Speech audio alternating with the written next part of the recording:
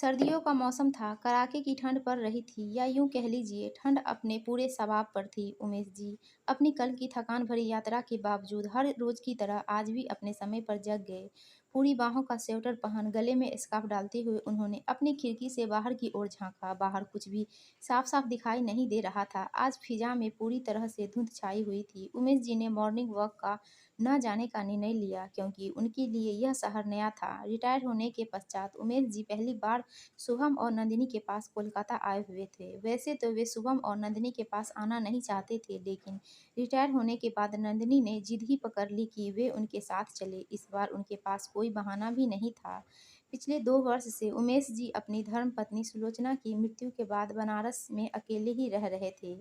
इस बीच शुभम और नंदिनी ने कई बार उन्हें कोलकाता आने का मनुहार किया, लेकिन वे हर बार अपनी नौकरी का बहाना बनाकर टाल जाते। कभी-कभी अपने मन का ना होते हुए भी दूसरों की खुशी के लिए कुछ काम कर लेना चाहिए, अच्छा होता है। और फिर ये तो हमारे अपने बच्चे हैं। सुलोचना की यह बात याद आते ही उमेश जी कोलकाता आने के लिए तैयार हो गए। शुभम की शादी के बाद से ही उमेश जी थोड़े खिंचे-खिंचे और शुभम से नाराज चल रहे थे, क्योंकि लेकिन वे कभी किसी से कुछ नहीं कहते। शुभम और नंदिनी की शादी के लिए भी वे कहाँ राजी थे, वे तो बस पत्नी सुलोचना के कहने पर इस शादी के लिए तैयार हुए थे। सुलोचना ने कहा था, उमेश, आप शुभम और नंदिनी की शादी की सहमति दे दो। शुभम की खुशी में ही हमारी खुशी है। नंदिनी से शादी कर शुभम खुश रहेगा, हमें और क्या चाहिए।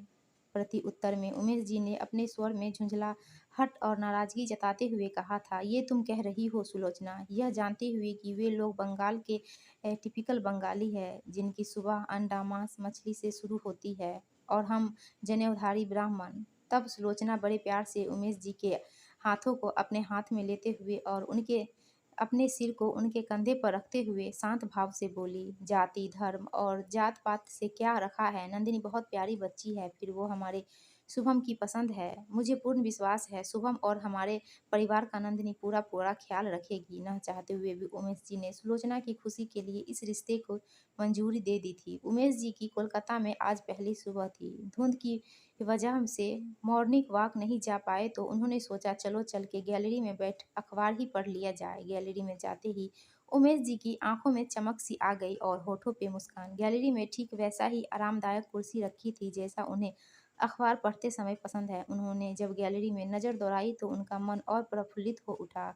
उनके पसंद के रंग बिरंगे खूबसूरत मौसमी फूल गैलरी में के गमलों में झांक रहे थे। उमेश जी आराम से कुर्सी पर बैठ अखबार पढ़ना शुरू ही किए थे कि चिर परिचित खनकती आवाज़ के साथ मीठी सी मुस्कान लिए नंदिनी टेबल पर चाय रखते हुए बोली, गुड मॉर्निंग पापा जी, यह लीजिए आपकी अदरक और इलायची वाली गर्मा गर्म चाय। मुझे पता है आपको चाय के बगैर अखबार पढ़ना अच्छा नहीं लगता। उमेश जी मंत्रमुग्ध होकर थोड़ी देर नंदिनी की ओर देखते रहे। वे उससे कैसे कहे कि उन्होंने सुबह की चाय सुलोचना के जाने के साथ ही छोड़ दी है। वे कुछ कहते इससे पहले नंदिनी बोली, पापा जी आप आराम से अखबार पढ़िए, मैं आपके लिए ब्रेकफास्ट रेडी करती हूँ, आपके पसंद की मेथी के पराठे और मीठी चटनी। इतना कह नंदिनी वहाँ से चली गई। चाय पीते हुए उमेश जी को एहसास हुआ फिजा में फैली धुंध धीरे धीरे छट रही है। आसमां में लालिमा लिए सूरज की सुनहरी किरणें गैलरी पर पड़ने लगी है। बाहर के नज़ारे भी अब थोड़े थोड़े नजर आने लगे हैं। फूलों की पंखुड़ियों एवं पत्तियों पर पड़ी ओस की बूंदें चमकने लगी है। साथ ही उमेश जी के मन में शुभम और नंदिनी के लिए छाई नाराजगी की धुंध भी अब धीरे धीरे छटने लगी है।